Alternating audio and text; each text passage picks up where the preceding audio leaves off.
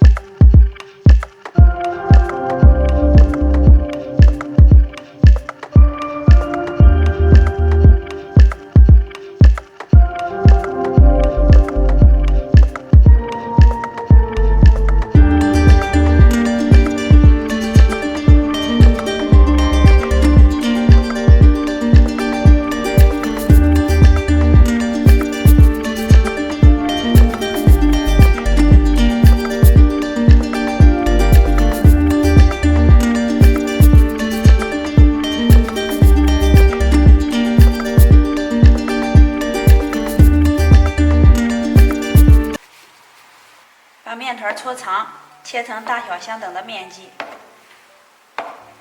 再揉圆，搓成一个圆馒头。记得一定要2次醒花。揉好的面团直接给它放在蒸笼里，咱们凉水上锅，这样呢生胚可以2次醒花15分钟。如果你是提前醒花好的话，就可以直接上锅蒸了。这里就总结了凉水和热水上锅的区别。馒头已经蒸好了，打开盖子，哇，白白胖胖的。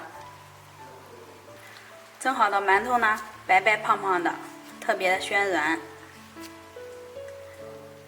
以上总结出来的方面技巧，希望能帮助到你。有哪里讲的不到位的，可以在视频下方给我留言。我们下期再见。